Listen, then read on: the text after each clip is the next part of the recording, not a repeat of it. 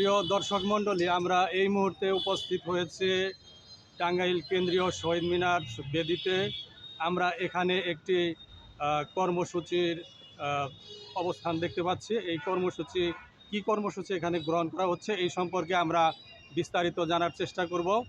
এখন এই মুহূর্তে আমরা ওনাদের সাথে কথা বলবো যা তারা কি কর্মসূচি এখানে গ্রহণ করছেন সেই সম্পর্কে।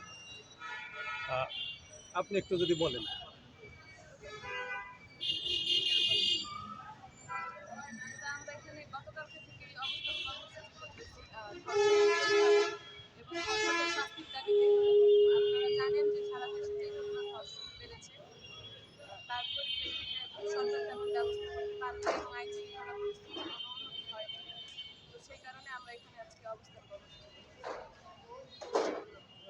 আরেকটু জোরে যদি বলতেন তাহলে একটু ভালো হতো।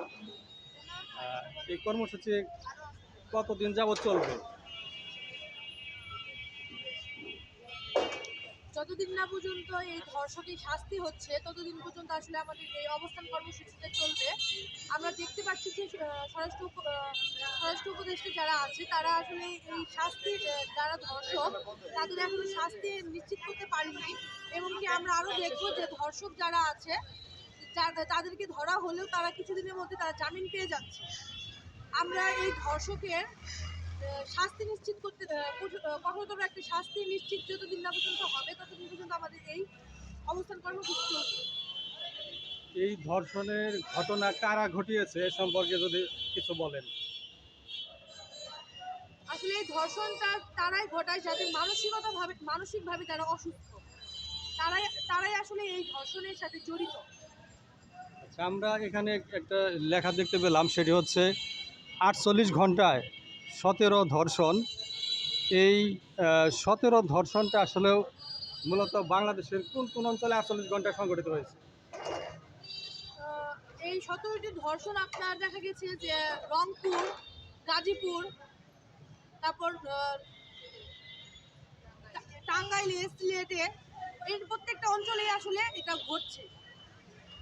আমরা টাঙ্গাইল যতগুলো অঞ্চল দেখবো মোটামুটি সব জায়গায় আমরা দেখবো যে রংপুরে একটা শিশুকে পর্যন্ত ধর্ষণ করা হয়েছে। আমরা দেখবো 21শে ফেব্রুয়ারি একটা বাচ্চা শিশু, সে শহীদ মিনারে ফুল দিতে আসছিল, শহীদদের প্রতি শ্রদ্ধা নিবেদন করবে, সেখানে সে ফুল করতে যেয়ে ধর্ষণ হয়েছে। 14ই ফেব্রুয়ারি দেখবো যে ঘুরতে যেয়ে মাদ্রাসা পড়া একটা ছাত্রী, সে ধর্ষণ হয়েছে। এবং কি সিলেটে বাবার কাছে মেয়ে ধর্ষণ হয়েছে।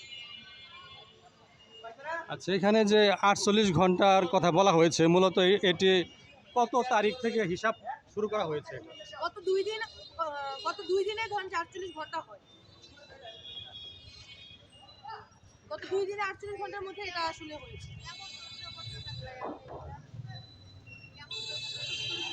48 ঘন্টায় 17 ধর্ষণ, এটা যে বলা হয়েছে, তারিখটা আমি জানতে চাচ্ছি যে কত তারিখ থেকে কত তারিখ? থেকে আপনি যদি নিউজ ফিডে দেখেন আর কি, ফেসবুকে যে নিউজ স্ক্রল করতেছেন, ম্যাক্সিমামই হচ্ছে গিয়ে শুধু ধর্ষণের খবরগুলো আমরা দেখতে পাচ্ছি। গতকালকে থেকে নিউজ ফিডে এটা চলতেছে 48 ঘন্টায় 17 ধর্ষণ, যেটা এখন 21-এ এসে ঠেকছে।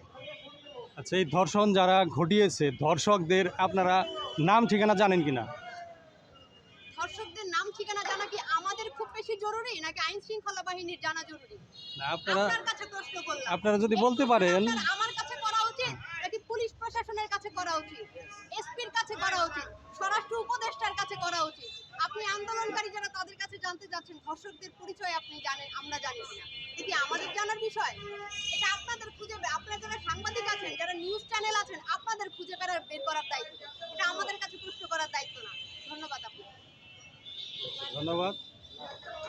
এই যে 48 ঘন্টায় 17 ধর্ষণ হয়েছে, মূলত প্রশাসনের কাছে আপনাদের দাবি কতটুকু?